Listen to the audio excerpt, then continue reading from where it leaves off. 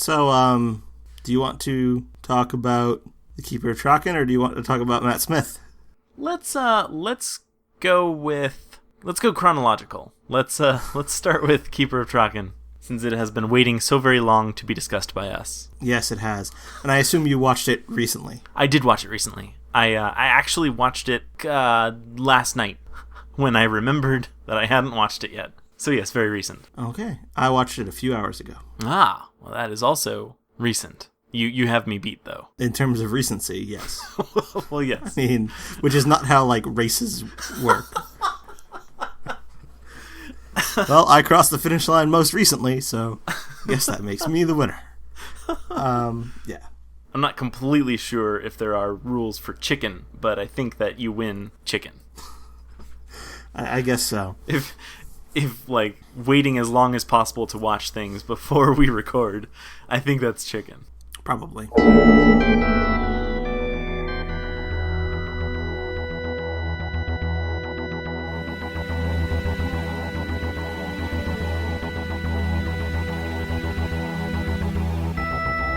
I'm Tom Dickinson. And I'm Louis Midas. And this is the Cloister Room, a podcast about Doctor Who and other things.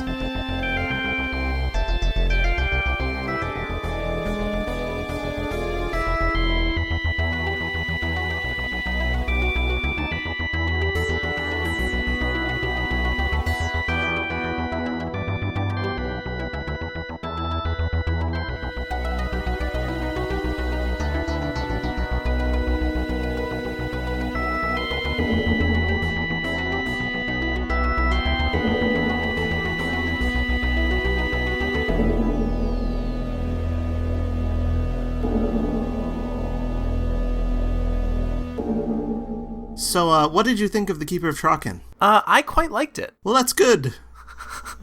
There are parts of it that I liked, but this wasn't my first time watching it. But frankly, I was actually a little bit bored by it this time around. Really? Yeah. I thought there were parts of it that were quite good, specifically the beginning and the end.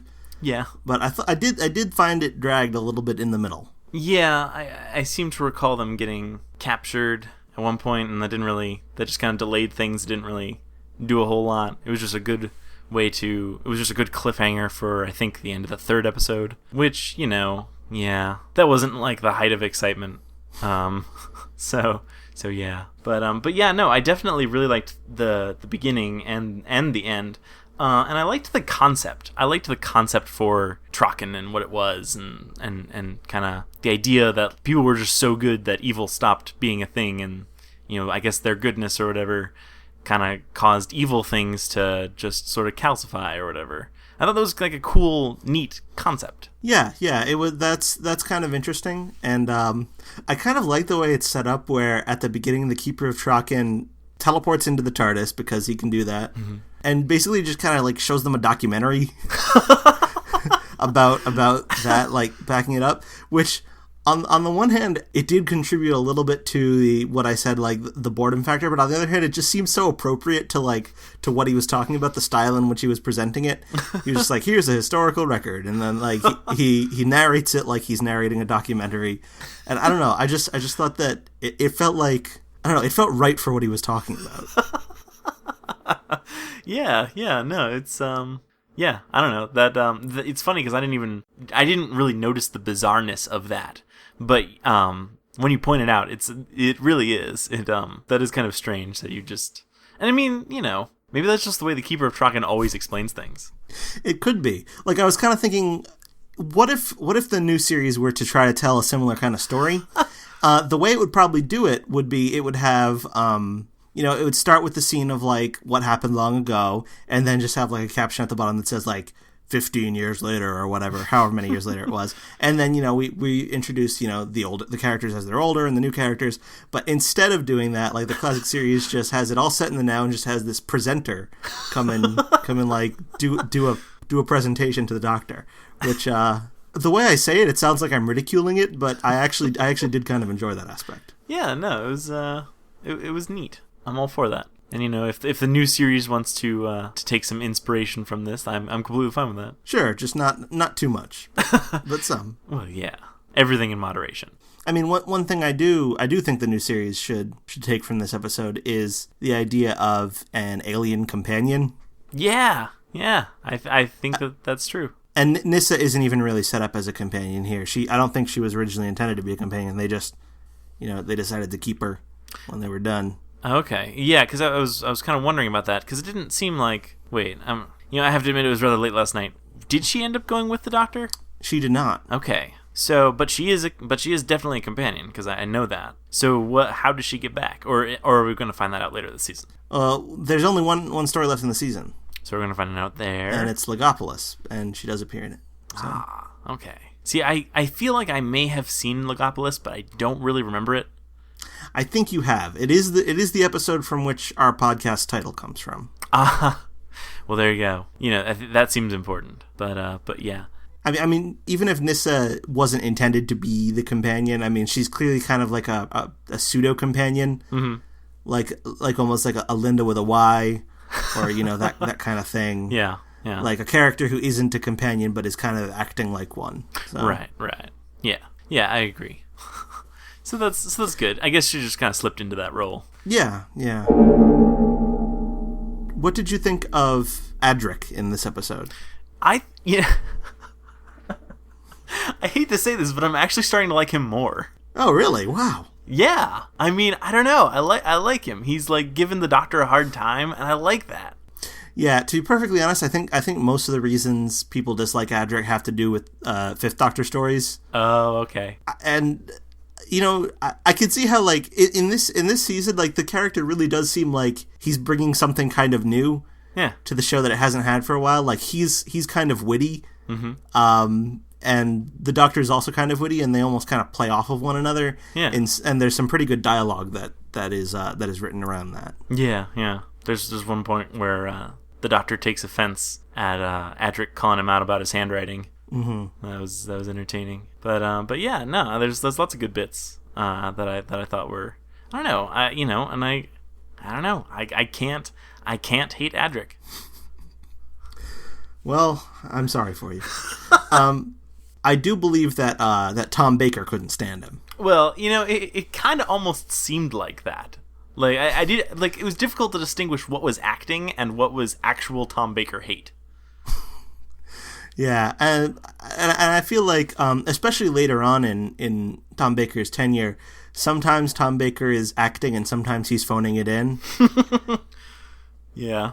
And I feel like this story had some pretty good examples of both. Yeah. So, but yeah, it is sometimes hard to draw that line. But I think we may be seeing some genuine Tom Baker hatred. Well, that's good. I think. I don't know. At this point in time, I cannot say that I hate Adric. All right. Well, I'm not going to ask you to then.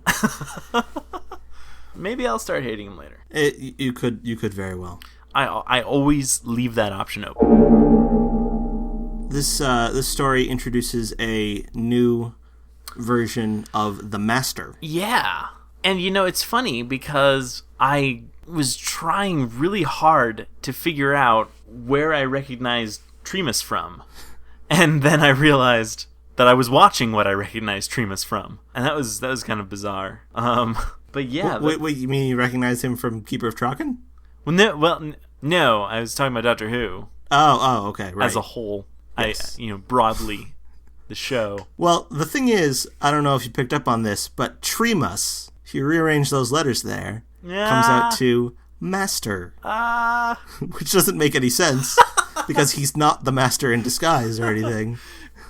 It seems to stand to reason that the fact that you could make an anagram of Master in Tremas's name, I think that maybe that's what the Master was waiting for. He was waiting to leap into the body of someone whose name you could make an anagram into Master. I think that's probably what he was waiting for. He just knew how poetic that would be. Clearly he was waiting for something, because apparently he had the ability to do this all along, to just jump into someone else's form. Right. But chose not to do it for a very long time, until now. Yes. Well, you might as well. But yeah. So this It's weird because he did this. He basically also did this in the 1996 TV movie. Yeah, albeit in a slightly different form. Like he turned into a snake thing. Yeah, and like when in the dude's mouth. Yeah, which is pretty gross, but I guess that's what you do when you have a bigger budget instead of doing some sort of splicing of 2 video feeds. You make a slimy snake thing that goes into a dude's mouth. Yep. That's the natural progression. I suppose so. But yeah, so he I mean, I guess it kind of makes sense that he would do that again, because if he could do it once, why wouldn't he do it again? Yeah, I personally, I don't understand why he just doesn't do it all the time. And is that a way to bypass the regeneration thing? Like, well, one would think, but it's not really discussed all that in depth. Well, yeah, and is this an innate ability of the Master, or can any Time Lord do this? They just choose not to because it's so damn evil. Right. One wonders, because in I don't, have you ever seen The Deadly Assassin? I have not. The Deadly Assassin is the Tom Baker story in which we first really get a good idea of like what Gallifrey is like and what the Time Lords are like. And in that story, in the Third Doctor era, the Master was always played by Roger Delgado, but the Deadly Assassin introduces like the crumbling, decrepit Master, who reappears in this story played by a different actor. So it's like a different crumbling, decrepit Master.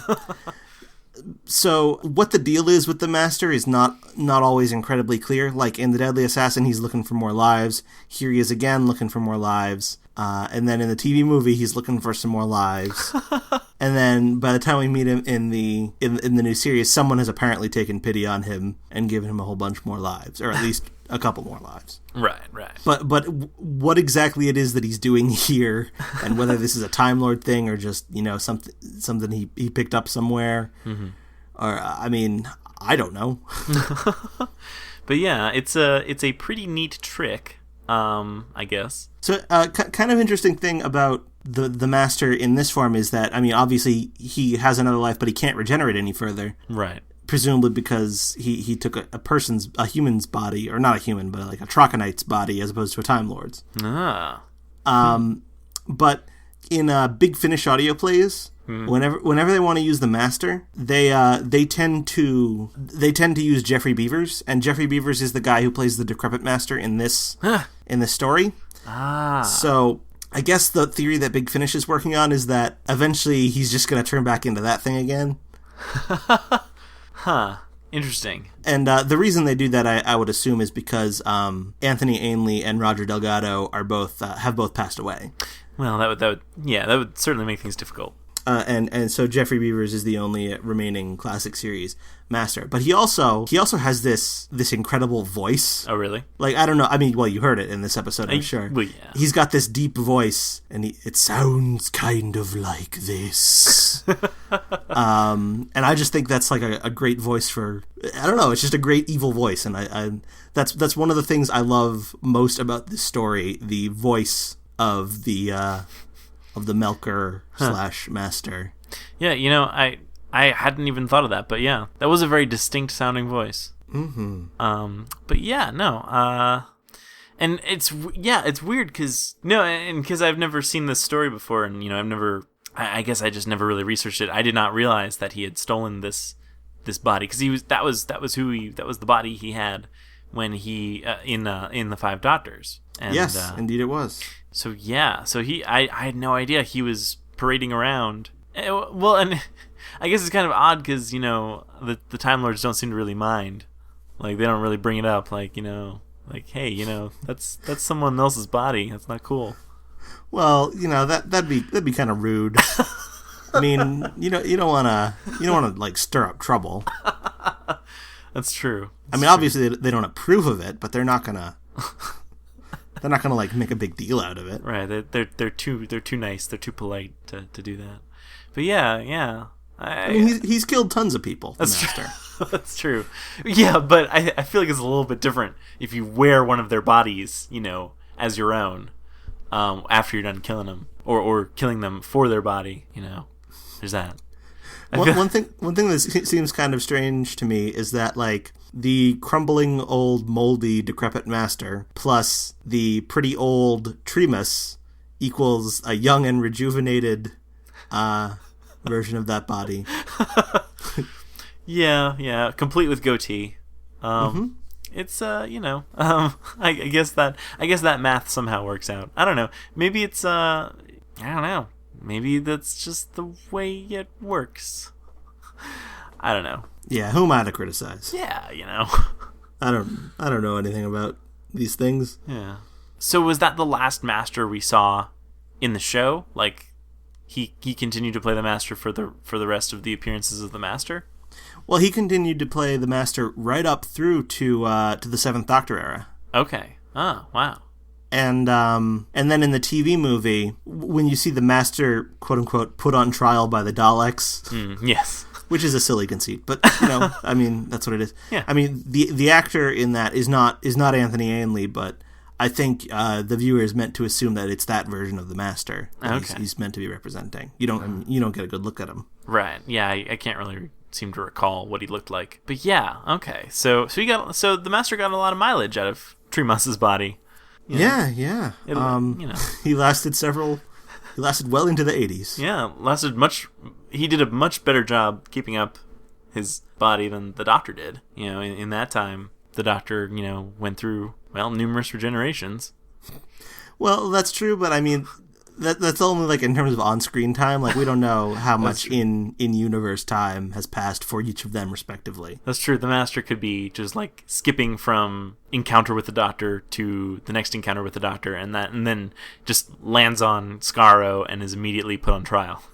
Yeah, so it could just be a month or two. a very busy month, but yes. but yeah, okay, yeah. It's good to keep busy. I mean, for someone who is at the end of his lives, at the end of his regeneration cycle, I mean, it's good to have stuff to do.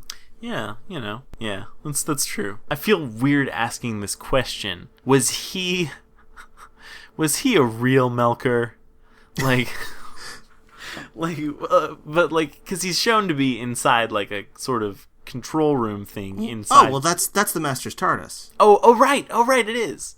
So is his TARDIS evil? No, his TARDIS turns into a Melker. Oh, okay. So, oh. It has a functioning chameleon circuit. Ah, so it becomes a Melker. But, okay. All right. But I also think that the Master himself should have been a Melker because of how evil he is. Don't you think? Well, probably. I don't know. Well, maybe the TARDIS shielded him. Oh, I guess that could be. Or maybe I'm just a little confused about this. So evil people just turn into Melkers? Is that? I thought. Well, that was what I got from the documentary. Oh, because what I got from the documentary, and I might just have been misinterpreting, is that Melkers show up, and because Melkers are evil, they're just immobilized. Oh, could be. I don't know if it's really true that all Melkers are evil, but I don't know. I guess that could be. In that case, all right, it makes sense. What I remember is that Melker is a term for evil things that come to Traken and then die. And then turn into those things. Yeah. Okay, maybe I'm misunderstanding, because I thought like those weird statue-looking things are just things in their own right that become calcified when they come to Traken. That could be. Why they would come to Traken. to get calcified. Like, I guess I'm just a little bit confused now that I think of it. Maybe that's just part of their culture. Like, when they're ready to die, they just go to Traken to get calcified, and they're like, "This is an honorable thing to do." Like, all right, we're done being evil and stuff. We're gonna go off to Traken. Like, it's like Valhalla for them. Sure. I don't know. That'd be a pretty sweet culture, I think. Pretty sweet culture. One thing that I thought made the story work is the fact that I really kind of liked Tremas. Like, I thought he was a cool guy. Yeah, he was a cool guy. He seemed like a cool guy, and he seemed like, I mean, Anthony Ainley did a good job performing him. He was a neat dude, and then he just gets stolen at the end. Yeah, I felt bad for him. I felt bad for him, and I felt bad for Nyssa. Yeah. Yeah, God, yeah. That's really, really terrible. Your dad just got eaten by like the most evil dude ever, and now he's walking around in your dad's body. That's pretty messed up. That'd give me nightmares. Probably. Oh, also, I have a note. They actually mention in this episode entropy, which I believe you said was the theme of this season. Yeah, it is. I guess it is. I mean, I feel like it was an attempted theme of this season. I don't know how real it is of a theme throughout the season, right. But I do think it's definitely the theme of the story. I do think. I feel like you can definitely see it on display in the story. Yeah. About how like Traken is almost kind of like keeping entropy at bay. Yeah. In a way. Yeah. That's pretty darn cool. But yeah, I don't know. I just found that kind of interesting that we had mentioned. Excuse me. That we had mentioned that, and then it popped up as an actual thing that the Doctor was talking about. The second law of thermodynamics, I believe. Yep. But yeah, that's and I would not have paid attention to that at all if that had not already been on my mind. So mission accomplished. Well, I guess so. I don't know, but it's interesting. Yeah, I do think it's interesting that there is like an attempt to do something kind of different in this season in terms of like having an overall theme, and they're basically flushing the entire cast out of the show and replacing them with a new cast one by one, with Tom Baker being gone at the end of the season. Yeah. Like they got rid of Romana and K9, and they brought in Adric, and they're going to bring in Nyssa, and then they're going to get rid of Tom Baker and bring in Tegan. Yeah. And bring in Peter Davison. Yeah, there you go. It's all part of the circle of life. Yes, all part of that circle. That crazy circle. Full circle, you might say. Yeah, there it is. Speaking of entropy. Yeah. I don't know if this has anything to do with entropy, actually. Except insofar as all things kind of do. Yes. Matt Smith is leaving Doctor Who. Yeah, he is. I was genuinely surprised. I was definitely surprised. Part of me had kind of wondered. Oh? But, because he had confirmed for Series 8. Right. The way the news had reported it was like Matt Smith confirmed for Series 8, but what he actually said was like, we're going to be doing, no, he's like, I'm going to be filming this movie, and then I'm going to come back and do the Christmas special, and then we're going to do Series 8, which doesn't like necessarily mean like, there's going to be an 8th series, and I'm going to be in it, I'm still going to be playing the Doctor. It's kind of like weaselly the way he worded it, so I was wondering like whether it was a real confirmed thing, or just something people were taking as confirmed, but I was very much on the side of, yeah, I'm sure he's going to be back. Right. So I was very surprised to find that he was not. Well, yeah, I mean, I don't know. It just seems like we haven't gotten, I feel like we haven't gotten enough of him. But I mean, at the same time, I do think he's certainly, I guess what I'll say is he's certainly not outstayed his welcome. But I think he's definitely, I can definitely see this being a good point for him to jump off. Like I think he's certainly done enough that he's sort of left his stamp on Doctor Who. And I think that is, at the very least, very good. Yeah. And I mean, one thing he's kind of mentioned in interviews is that, being in a part like this where you're, there's a strenuous filming schedule and then there's an international promotional thing you got to do, it really does kind of age you. And he looks a lot older now than he looks more than 4 years older.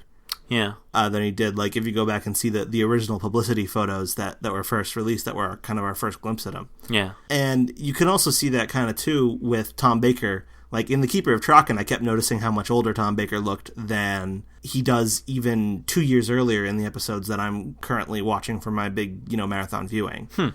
Like, I can see how, being the Doctor presumably takes a lot out of you. So I can definitely see why he'd feel like he maybe would want to, try something else for a while. Yeah. And, and I certainly don't want to fault him for that. I would love to see more Matt Smith, but, I guess we do have to let go. Yeah. And for you as well as for me, this is the second time that we have gone through this as fans, because both of us became fans during the David Tennant era. Right, yeah. With David Tennant, though, we had a very long time notice. I feel like we found out in 2008. I think we did, because I'm pretty sure we knew that this was happening going into the next Doctor. I could be wrong about that, but I thought that was the case. And I felt like they sort of did, they had these specials, they had those 4 specials to sort of as I don't know, as David Tennant's kind of like farewell tour, and that seemed like kind of a good way to go about it. I thought, we had time to sort of cope and say goodbye, and so I think we had a lot more time with that, and it was easier almost. Yeah.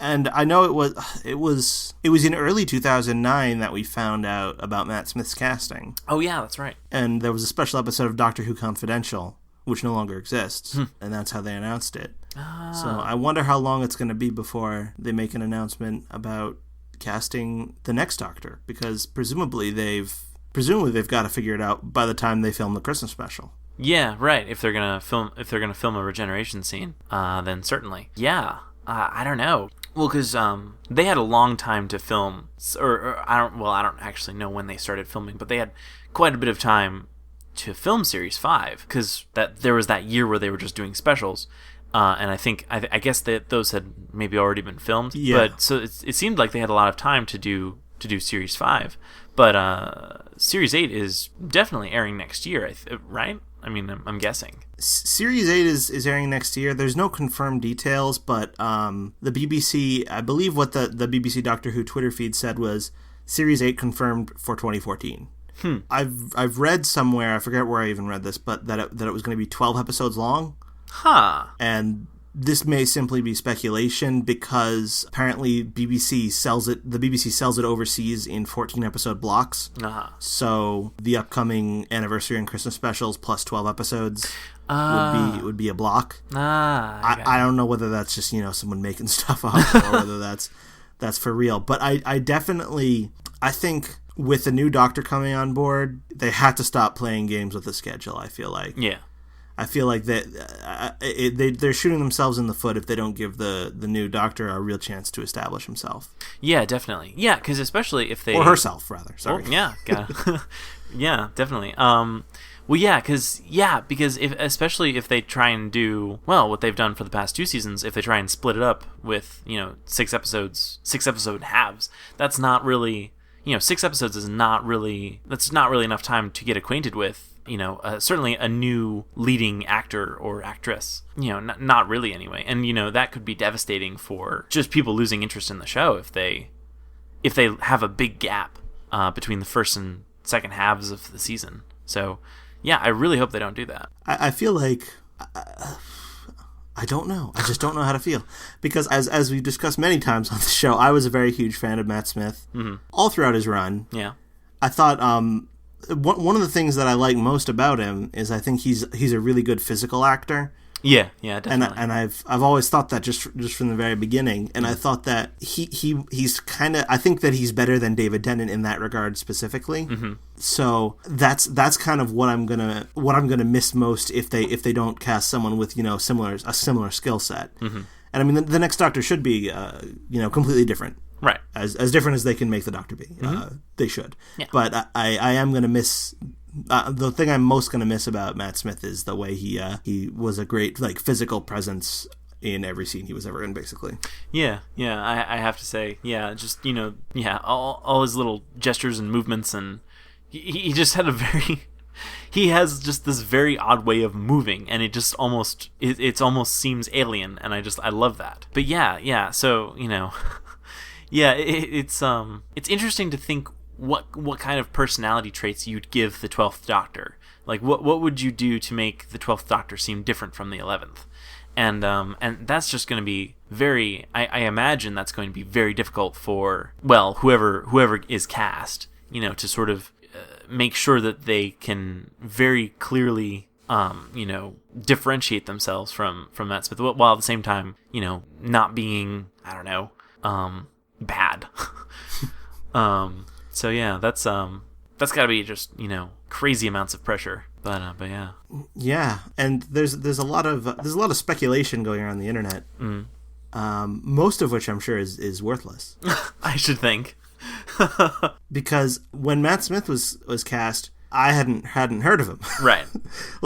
about I think about a day or two before the casting announcement, that's when I first started hearing Matt Smith. Mm-hmm. But prior to that, everyone was talking about Patterson Joseph. Yeah. And now they're talking about Patterson Joseph again. So just trotting out those old speculations again. Yeah, yeah. So, I guess I wouldn't pay too much attention to any of that. One name I've actually heard a lot is, and I say right after I say I'm not going to pay any attention, I go in singular name. I heard Rupert Grint. Oh, really? Apparently, is an odds-on favorite with bookmakers. That would be really funny. I don't know that I think he's all that good of an actor. I don't. Well, because all he's. As far as I'm aware, all I've seen him do is be afraid of stuff.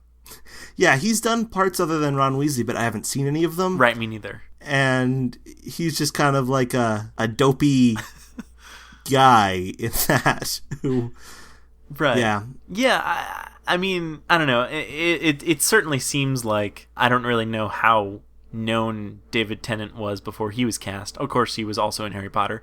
So there's that connection. Yes, but not in anywhere near as major a role. Right. Yeah, I mean, David Tennant was he was a known quantity in the world of like the United Kingdom, I guess. I mean, I'm not a citizen of the United Kingdom, so a citizen of the United Kingdom might, correct me on this, but I feel like he was known for being in Casanova. Oh, right. Which was also, I think, Russell T Davies. Oh, yeah, I think so. So what you're saying is we're going to get Benedict Cumberbatch. I don't want Benedict Cumberbatch as the Doctor, personally. No, I don't either. I don't think he doesn't need, because the Doctor is already almost like a Sherlock Holmes kind of role. Like he's a very similar kind of using his intellect to solve problems kind of thing. So I don't think Benedict Cumberbatch needs to be the Doctor. Like I just don't think that needs to happen. So I hope not. But it kind of seems, getting back to what I was saying, it kind of seems like they go with people who are generally less well known, and so it seems unlikely that they would pick someone as popular as Rupert Grint, just because. Yeah. I just hope they do a good job picking.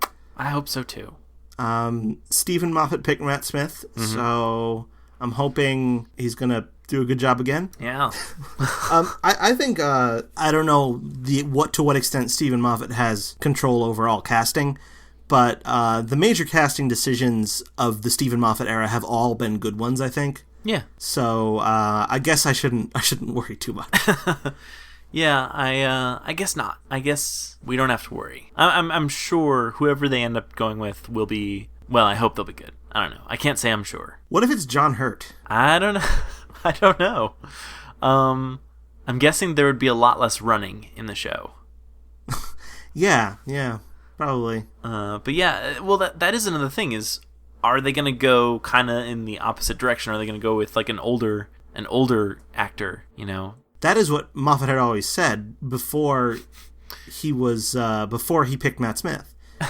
He said he was going to pick a middle-aged guy, and then he chose Matt Smith instead. Yeah, so I guess we can't really believe anything ever. Well, I was going to say like maybe he'll go back to his original idea, say, well, we did the other thing, so let's right. throw the lever in the other direction, as I think Moffat said once. Yes, I'm sure he said a lot of things once. Well, I think that was what he said about serialization on the show. Yeah, so. I seem to recall that as well. But yeah, my big theory about John Hurt, I said a bunch of theories on the episode that we did a couple weeks ago. Yeah. About the name of the Doctor, but the theory that I was most holding to is that John Hurt was the 12th Doctor, and I had kind of been figuring that John Hurt would never get like his own era, like the next star of the show would be the 13th Doctor. Yeah. And but I was figuring that like that would happen after series 8. Yeah. So I still think that. I still think John Hurt's the 12th Doctor, and that our next star will be the 13th Doctor. Okay. Well. There you go. And but now it's going to happen quite a bit sooner than I expected. Yeah, and why not? And it seems well timed, if nothing else. But yeah. Mm-hmm. It seems like Stephen Moffat is staying around. It seems like Jenna Louise Coleman is also staying around. Yeah, and that'll be interesting because we haven't gotten since Rose. We haven't. Well, I mean, there's only been one regeneration since the Ninth Doctor, since the Ninth Doctor regenerated into the 10th Doctor, but we haven't had a companion sort of stick with the Doctor through a regeneration before.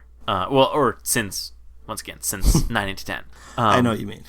It's been a number of years since that has happened, and I think that would be neat. Yeah, because when Matt Smith came in, it was kind of like a total reset button on what the show was and who was in it and who was making it. This does not seem to be that. Right. That's gonna be interesting. I don't know. I have to wonder.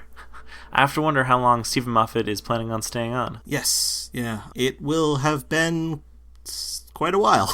Well, yeah, because it's gonna be after season 8, it will definitely have passed how long Russell T Davies was showrunner. In terms of episode count, yeah, I'm sure. Yeah. Well, it'll be 4 seasons or 4 series rather. Oh, that's true. So I don't know actually about the episode count. Yeah. So he'll have to stick through. He'll have to stick through season 9 for that to be a thing. I don't know. I'm just making stuff up, so Which is what we're supposed to do now. Yeah. We're supposed to speculate wildly about. Yes. We're the future. Supposed to contribute to the gigantic internet rumor mill thing, which is really all the internet is. Yep. So my pick for the next Doctor is Paul McGann. Sure, why not? It's definitely fits the bill of an older person. Yep, not too old. Not too old. No, still probably got some spring in his step. Maybe, I don't know. At least a little. And I think he was my pick for the 11th Doctor, I believe, and he remains my pick for the 12th Doctor or 13th Doctor. Whenever they need a doctor, let's give that guy a chance. There you go. I like that. I'm gonna. Yeah, I don't know. I don't know who I would want to be 12th Doctor or 13th or 92nd. Anybody, everybody. I don't know. Or Rupert Grint. Anybody, everybody, or Rupert Grint. Exactly. I think that pretty much sums it up. Rupert Grint is kind of an everyman. In that, I'm assuming that, the everyman is afraid of absolutely everything. Yeah, that's why he's called the Everyman. Yeah, I think that makes sense. Probably. Yeah. I don't know. I do think it would be interesting if they went with a female doctor. I think that would probably upset a lot of people, though. I think it would upset a lot of people, but that's okay. Yeah. No matter what they do, they're going to upset some people. So yeah. I think Doctor Who is doing its job if it's upsetting at least somebody. Probably, I don't know. But no, I certainly think, and I certainly would not say that because it would upset people that they shouldn't do it, because I think that should never be a reason for why they should not do something. But yeah. Well, I mean, one of the things that people are always talking about is it going to be another white guy? Are they going to pick someone who's of a different race? Or are they going to pick someone who's of a different gender? And my thought on that is always that some people say, well, it shouldn't matter, but I think there's a sense in which it really does from a story perspective. Oh. Because that's going to change how other characters interact with the Doctor. That's true. Especially when he travels back in time, or she travels back in time to a historical setting. The Doctor tends to, barge in and take control. Mm-hmm. And, I mean, there are a lot of historical context and a lot of present context and even presumably future context in which it is much easier for a white guy to do that than anyone else. That's true. And it would certainly, I think that they could probably bypass that. But yeah, I think, you see, because in the third series, the Doctor kind of explains this to Martha, like, oh yeah, just walk around like you own the place. And I mean, to a certain extent, I'm sure that could work. But, also, I think it could not work. And, there are definitely... I think it's definitely... it's kind of odd, but, that would sort of... Or that could break the sort of suspension of disbelief if everyone... Yeah, I don't know. It's just weird because, there was definitely a point in history where, that just would not... I don't know. Yeah, like a bossy kind of just know-it-all woman would not be welcome. I don't know. It's weird to think about, though. Yeah, I don't know. Yeah, it's... I think that's an interesting challenge if they want to take it on, mm-hmm. or they could just not take it on and just have things go on as they are now. I don't think there's anything inherently wrong with doing that. Yeah. But Yeah, I would kind of like to see how writers would respond to that sort of challenge where the Doctor is put in situations where he or she is forced to act as much more of an outsider right. than we would usually expect. Yeah. Or they could just kind of whip out the psychic paper and just say now that convinces people that it's okay. I don't know. It wipes clean their prejudices. Yeah, I'm sure people would be upset about that. Probably. Not that this is a good example, but the Ronnie seemed to get by getting around in the past. The Ronnie did all right, I guess. Kind of evilly, but. Yeah, I mean, another thing is if they were to make the Doctor a female, would they feel compelled to cast a male companion? I think that would provide an interesting dynamic, and it's personally a dynamic that I'd like to see. But at the same time, a female Doctor and female companion would also be kind of cool, because that's a combination, obviously, we've never had before. But yeah, that would also be, I don't know, I just like the concept of all of this. I don't know. Well, I guess if you wanted to maintain the status quo of sexual tension in the TARDIS, then a male companion makes sense. But I don't know if anyone wants to do that. I'm sure some people do. And to be frank, Stephen Moffat is probably one of them. Sure, why not?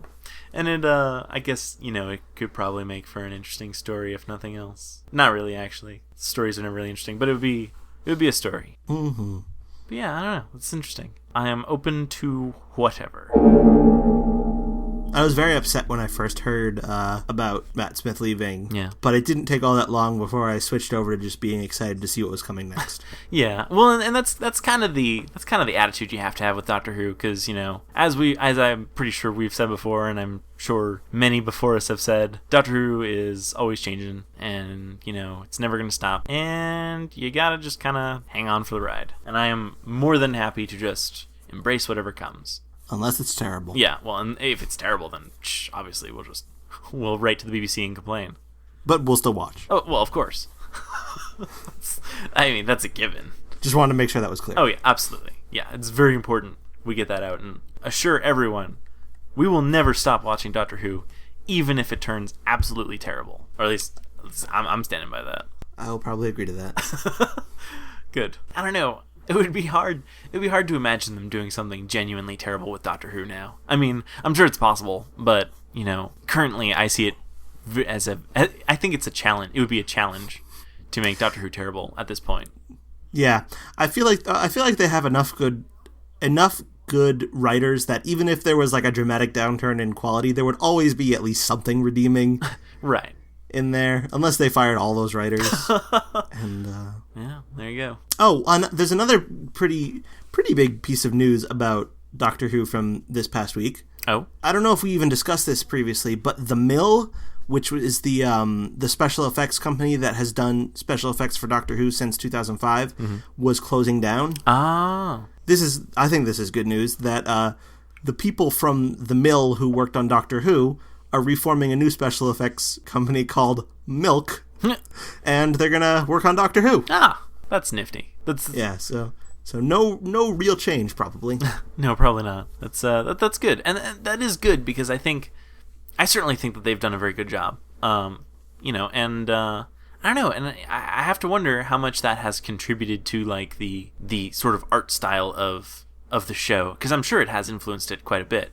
Who the artists were who were working on these, these monsters and who knows what else. So I think that's kind of, I think that they have probably contributed more than we even realize to the sort of aesthetic of the show. Yeah, and the aesthetic of the show has changed a lot over the past few years. I feel like that's true.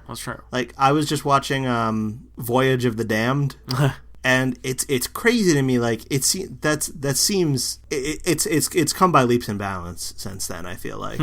Yeah. One thing that made me think about though is what if Murray Gold were to leave? Oh no, that would be terrible. I feel like that would be the worst thing because I feel like he's been one of the most consistently great things on the show since it came back. Yeah, that's true. I above Matt Smith, Murray Gold can never leave Doctor Who. Oh yeah, I feel like, and eventually someday he's gonna have to. Yeah, but I just don't I just don't know what that's even going to be like. I don't know, because it's just such a distinctive, and he's produced, amazing scores, and it's just that is such an integral part of Doctor Who for me. Like certainly New Who anyway. This is just such a critical component. I cannot imagine what it would be like without him. Yeah, I cannot either.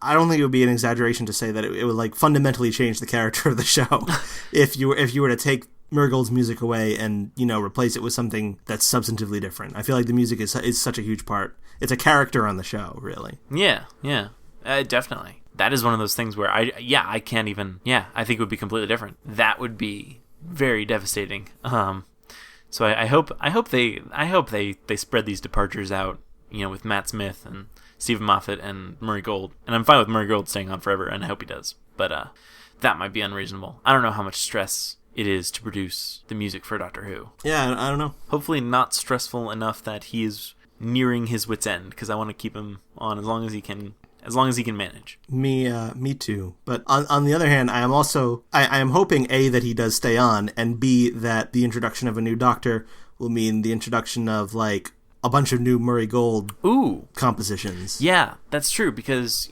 I think one of the best things to come out of, the regeneration was I Am the Doctor, which, I know we talked about it, we were getting tired of it, but, or I think we did.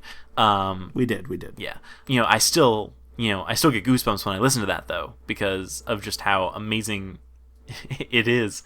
And yeah, I would love to see what he could do for the next Doctor. I would love to see some fresh music specifically for that. And by that same token, I'd like to see them retire I Am the Doctor when Matt Smith goes, because I feel like that's his theme. I do agree, and I feel like when he comes back for the 60th anniversary, that's when they can use it again. Yeah. And hopefully Murray Gold will still be around at that time. One would hope.